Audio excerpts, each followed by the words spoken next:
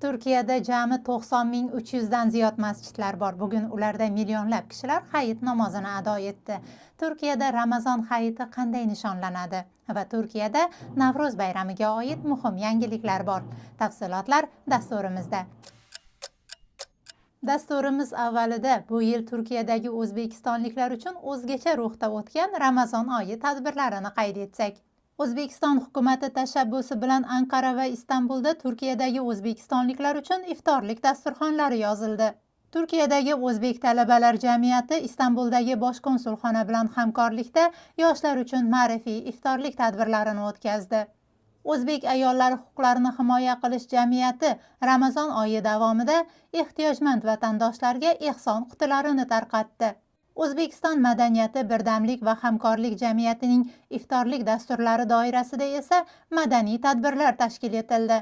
Bu yilgi Ramazon oyi nafaqat hayit ayyomi, balki Navro'z bayrami bilan ham uyg'unlashmoqda.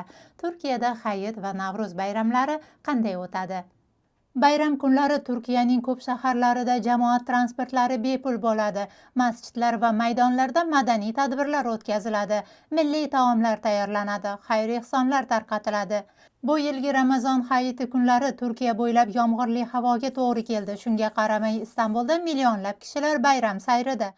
Navro'z bayrami esa Turkiyada so'nggi yillarda tez-tez tilga olinadigan bo'ldi. O'tgan yili Turkiya prezidenti Rajab Toyib Erdo'g'an Navro'z bayramini rasman nishonlashni taklif etgan edi. Nevruz bayramının Türk dünyasının ortak anma ve kutlama günü olarak kutlanmasını teklif edeceğiz. Bayram arafasida AK partiya raisining o'rinbosari Kurshad Zo'rlu Turkiyada Navro'z rasmiy bayram sifatida e'lon qilinishi haqida ma'lum qildi.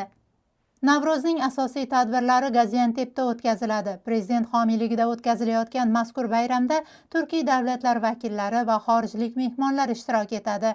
O'zbekistonlik qatnashchilar orasida ijtimoiy tarmoqlarda Muzik bolalar nomi bilan tanilgan guruhning chiqishi kutilmoqda. Istanbulda esa Navro'z bayrami tadbirlari 21 mart kuni Topkapı Turk dunyosi kultur mahallasida bo'lib o'tadi. Unda xalq o'yinlari namoyishlari, konsert dasturlari, bolalar uchun tadbirlar o'tkaziladi.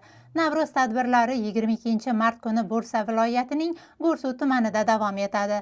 Unda milliy musiqa san'ati namoyandalari qatorida o'zbekistonlik san'atkorlarning chiqishlari ham kutilmoqda.